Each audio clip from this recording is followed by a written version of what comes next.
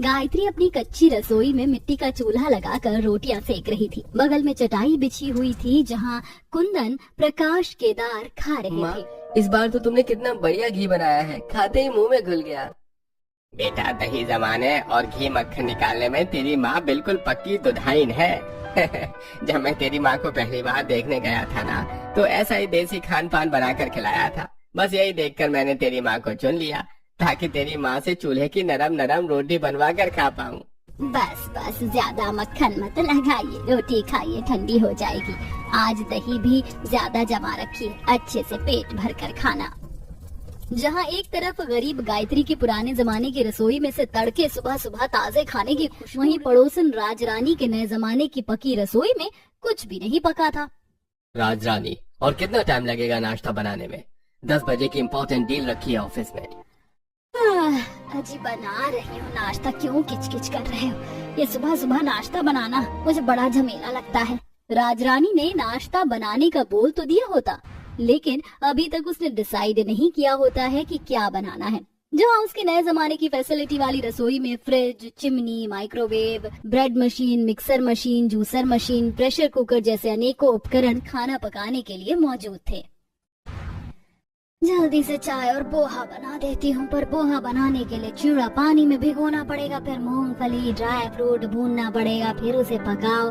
ये पोहा तो बीरबल की खिचड़ी बने जितना टाइम खींच लेगा। थोड़ा जूस निकाल लेती हूँ और साथ में ब्रेड बटर दे दूंगी, खा लेंगे। रसोई में हर सुख सहूलियत की चीज होने के बाद भी रसोई बचाने के लिए टोस्टर मशीन से ब्रेड सेक के वो मक्खन लगा देती है और जूसर मशीन से 2 मिनट में जूस बनाकर नाश्ता सर्व करती है।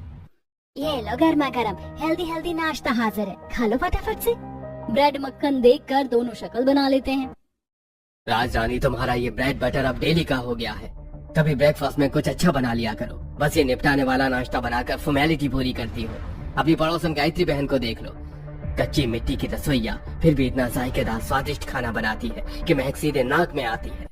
गायत्री के खाने की तरफदारी और अपने खाने की निंदा सुनकर राजरानी तिलमिला सी जाती है।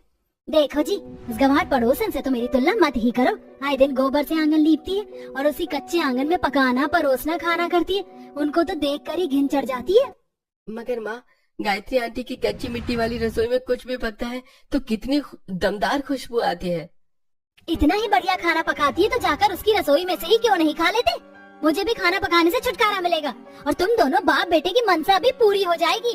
दोनों के दोनों बाप बेटे एक ही थाली के चट्टे बट्टे हो। राजरानी को गुस्से में भड़कता हुआ देखकर हर्ष ठंडा होकर कहता है, रहने दे बेटा, तेरी माँ को समझाना भैंस के आगे बीन बजाने जैसा है। बनाएगी ये निपटने वाला ही खाना। दोनों बेमन से ब्रेड बटर हाथ में लेकर खाते हुए तभी पड़ोसन शारदा थाली में तरह तरह के व्यंजन भर कर देने आती है। ये लो राजरानी बहन, आज मेरी बहू की बहुभात करवाई थी तो उसका खाना लाई हूँ। वैसे ठाट तो तुम्हारी है शारदा बहन, जब से बहू वाली हुई हो बहू के हाथ का पका पकाया खाने को मिल जाता है। अरे बहन, अगर मैं अपनी बहू की तरफदारी अपने मुंह से करूं तो अपने मुंह मियां मिट्टू होने वाली बात हो जाएगी, लेकिन मेरी गांव वाली बहू बहुत ही स्वादिष्ट बढ़िया बढ़िया खाना बनाती। मैं तो तुम्हें भी यही राय दूंगी कि तुम भी बहू गांव से चुनकर ले आना।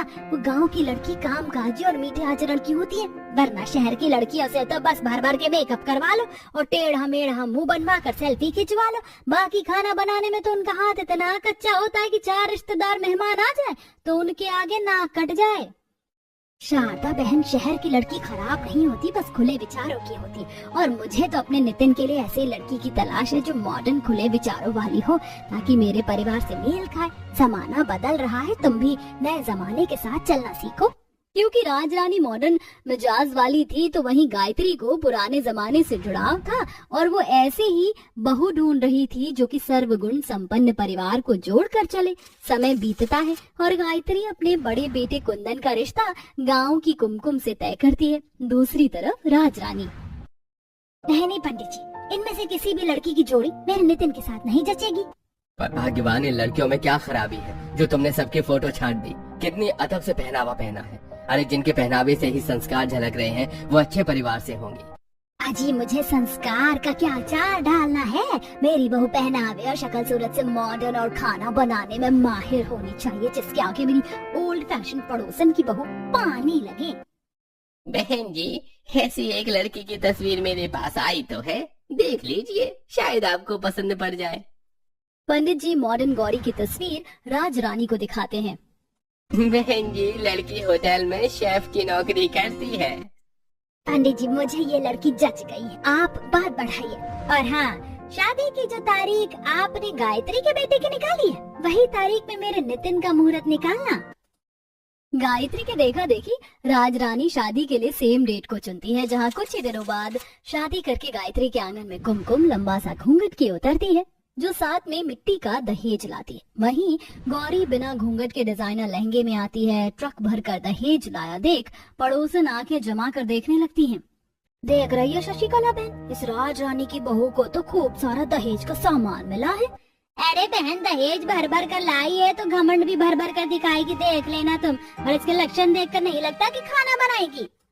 शशिकला की बात जैसे ही गौरी के कान में पड़ती है तो वो भरे समाज में घमंड से बोलती है। हेलो मिस ढिंचक आंटी जी, आप होती कौन है मुझे जज करने वाली कि मैं अपनी सास के साथ कैसा बर्ताव करूंगी? और रही बात खाना बनाने की, तो मैं शेफ हूँ, खाना बनाने में मेरा हाथ कोई नहीं पड़ सकता है। गौरी की बात सुनते ही राज रानी के मन में लड्डू फूटने लगते हैं, पर गौरी केवल अपनी झूठी शेखी बघा रही थी। अगले दिन कुमकुम बिना जगाए जल्दी उठकर अपनी कच्ची मिट्टी की रसोई में आकर जूठे बर्तन मांजकर, मिट्टी के आंगन से चूल्हा लीप कर शुद्ध करती है और पकवान बनाने से पहले चूल्हे को प्रणाम करती है। हे अन्नपूर्णा माँ, आज मेरी पहली रसोई है। मैं आपसे आभार निवेदन करती हूँ कि आज मैं जो कुछ भी बनाऊँ वो स्वादिष्ट बने। तब कुमकुम चूल्हे के सामने एक ग्लास में पानी रख देती है और चूल्हे पर सूजी भूनने चढ़ाकर तभी राज रानी अपनी चौखट पर खड़ी होकर पड़ोसन को ताना कसते हुए, जितनी मर्जी पापड़ बेल लो, लेकिन जितनी देर तक तुम चूल्हा फूकोगे मेरी बहू खाना बना लेगी। ध्यान से राज रानी, कहीं जल्दबाजी का पकाया खाना महंगा न पड़ जाए। मुझे तुम जैसे से मुंह लगने की आदत नहीं। आदत नहीं कि मिर्ची लग गई। फाइनली मैंने किचन में सारी इलेक्ट्रॉनिक चीज सेट कर दी है, लेकिन कमर का कंजूपर बन गया। कुछ बनाने का दिल नहीं कर रहा, क्या करूँ? फिलहाल कुछ ऑर्डर करके मंगवा लेती हूँ, बनाने से बच भी जाऊंगी। डिनर में कुछ डिलीशियस बना लूंगी। खाना बनाने से बचने के लिए गौरी बाहर से चिकन पिज्जा, हक्का नूडल्स और छोले भटूरे मंगवा लेती है। कुछ ही देर में ऑर्डर आ जाता है, जिसे वो सर्व करती है। बहू, खाने की खुशबू तो बड़ी लजीज आ रही है, क्या बनाया है? अजी खुशबू तो आएगी, लाखों में एक शेफ बहू चुनकर लाई हूँ मैं। जैसे ही गौरी ढक्कन हटाती है तो पिज्जा, नूडल्स देख, छोले भटूरे देख, ससुर मुंह बितका लेते हैं। अरे बहू, ये तूने क्या अल्लाह बल्ला बना दिया है। पहली रसोई के खाने का मतलब पकवान से होता है, जिसमें संस्कृति और मिठास झलके। पापा, आप लोग कब तक पुराने जमाने के खाने पर अटके रहेंगे? नए जमाने का टेस्ट ट्राई कीजिए। ये छोले भटूरे स्पेशल गोपाल जी के यहाँ से मंगवाए हैं। बहू, मुझको ये मैदे के भटूरे नहीं पचते। राज रानी, मेरे लिए 4 रोटी सेक दे, छोले से खा लूंगा। अजी क्या तुम भी इतने नखरेबाजी दिखा रहे हो? खा लो, चक्कर देखो, अच्छा है ये पिज्जा खा लो। बहू ने कितनी मेहनत झोंक कर बनाया है। राज रानी किसी तरह राजी करवा कर दोनों को खिला देती है। इसे कहते हैं एक तीर से 3 निशाना लगाना। मुझे खाना बनाना भी नहीं पड़ा और सब कैसे चाव से खा रहे हैं, स्पेशली मम्मी जी तो उंगलियां चाट चाट कर खा रही हैं। गौरी काफी ज्यादा खुश हो रही होती है, तभी कुमकुम सर पर घूंघट किए हुए अपनी पहली रसोई का खाना लेकर आती है, जिसमें घी में चुपड़ी, मक्के की रोटी, साग, दही, मक्खन, हलवा, मालपुआ, इसके अलावा दाल, चावल, पापड़, तिलोड़ी, चटनी भी थी। जी नमस्ते आंटी जी, अंकल जी, आज मेरी बहू भात थी तो आप सबके लिए भी थोड़ा खाना लेकर आई हूँ। बड़ी बेशर्म है तेरी सास तो, जब मैं उससे बोलचाल नहीं रखती तो खाना किस लिए भिजवाया है, लेकर जा। कुमकुम के बने देसी खाने में से खुशबू दोनों बाप बेटे के नाक तक आती है और वो उसके साथ खींचे चले आते हैं। अरे भाभी जी, जरा ठहरिए। अब आप इतने प्यार से हमारे परिवार के लिए खाना लेकर आई हैं, तो दे दीजिए। नितिन एक प्लेट लेकर खाना खाली कर देता है और दोनों गपागप खाने लगते। तभी कुमकुम के जाते दोनों सास बहू दाना पानी लेके चढ़ जाती हैं। मैंने बाहर से इतना एक्सपेंसिव खाना ऑर्डर करके मंगाया और ये मेरा खाना छोड़ के उस गंवार चीप 3rd क्लास की बहू का चूल्हे का खाना खा रहे हैं। देखो कैसे हब्बड़ हब्बड़ के खा रहे हैं, जैसे दोनों बाप बेटे के मुंह में ऐसा खाना गया ही नहीं। भाग्यवान, इतने सालों में तुमने ऐसा खाना बनाकर खिलाया कब है? क्या बोला तुमने? दोनों की जीभ जो लपड़ लपड़ कर रही थी खाने को। भाभी, आपने क्या नरम नरम चूल्हे की कचौरी बनाई है, मजा आ गया। बहू, खास करके ये घी में डूबी मक्के की रोटी खाकर तो गांव के देसी खाने की याद आ गई। शुक्रिया बाबूजी। अब तो चूल्हा चौका भाभी संभालेंगी तो रोज ऐसा स्वादिष्ट खाना खाने को मिलेगा। बिल्कुल मेरी प्यारी ननद। ऐसे ही समय गुजरता है जहाँ एक तरफ कुमकुम एक संपन्न कुशल गृहिणी की तरह अपनी कच्ची मिट्टी की रसोई को खाना बनाने के बाद साफ सुथरा करके चमकता हुआ रखती है, तो वहीं गौरी के हाथ में रसोई पड़ने के बाद रसोई गंदी और चिपचिपी रहने लगती है। अरे गौरी बहू, और कितनी देर लगेगी डिनर बनने में? जी बस 10 मिनट और पापा जी, बनने वाला है। गौरी, तुम्हारा तो डेली का हो गया है। 10 बजे से पहले कभी तुम्हारा डिनर बनता ही नहीं है। थोड़ा जल्दी टाइम से खाना बनाना शुरू नहीं किया जाता क्या? नितिन, तुम इतना बाल की खाल मत निकालो। घर में कोई खाना खाने वाला बैठा हो तो जल्दी बनाओ ना। थोड़ी देर में गौरी मिक्स मैगी मैक्रोनी बनाकर परोसती है। Dinner is ready. देखिए, आज मैंने आप सबके लिए स्पेशल मसाला मैगी मैक्रोनी और कॉफी बनाया है।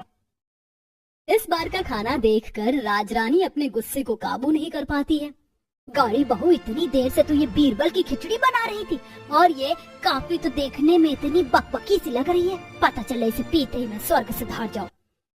पर मम्मी जी, आपकी तो मेरे हाथों की मैगी मैक्रोनी फेवरेट है। बहू, मुझे तेरे हाथ की मैगी पसंद है, लेकिन इसका मतलब ये नहीं कि रोज खाने में तू बस हमको मैदा ही खिलाए। अरे कभी सादी सब्जी रोटी दाल चावल बना लिया कर। पड़ोसन की बहू को देख, खुली रसोई में खाना बनाती है, रोज चूल्हा लिपना, मिट्टी से बर्तन मांजना, फिर भी सबके लिए भर भर कर खाना बनाती है। तुझे तो चूल्हा भी नहीं फूकना, जाकर रोटी सब्जी बना। सॉरी मम्मी जी, लेकिन अब मैं दोबारा से डिनर नहीं बनाने वाली, मैं थक गई हूँ। गौरी घमंड दिखाकर अपने कमरे में चली जाती है। अब राज रानी खाना बनाने के लिए खुद ही रसोई में घुसती है, जहाँ किचन में रखे कूड़े के डिब्बे में से गंदी बदबू फैल रखी थी और चूल्हे पर चाय के धब्बे सूख कर चिपचिपा हो चुका था और स्लैब पर कॉकरोच तैर रहे होते हैं, जिसे देखकर उसका मन खराब हो जाता है। तौबा तौबा, कहाँ से कहाँ मैंने इस काम चोर बहू के हाथों में अपनी चमचमाती रसोई थमा दी। कितनी गंदगी मचा रखी है, मुझको तो नाक भी नहीं दिया जा रहा है। बदबू से परेशान नाक पर कपड़ा लगाकर एयर फ्रेशनर मारती है और फिर रसोई की सफाई में लगती है। काफी देर तक चूल्हे को रगड़ रगड़ कर साफ करती है। भगवान जी, कितने जिद्दी धब्बे हैं, छूट भी नहीं रहे। इससे अच्छा तो मैं खुद ही अपनी रसोई चूल्हे को चमका कर रखती थी। लगभग 2-2.5 घंटे लगाकर राज रानी पूरी रसोई की साफ सफाई करके सब्जी रोटी बनाती है। तभी उसकी नजर अपनी फैसिलिटी वाले नए जमाने की रसोई से कुमकुम के आंगन पर पड़ती है, जहाँ वह खुले आंगन में चूल्हे पर पूरे परिवार को गर्मा गर्म दाल के पराठे बनाकर खिला रही थी। माँ जी, पापा जी, आपको और दाल के पराठे दूं? नहीं बहू, मेरा तो हाउसफुल पेट टंच हो गया।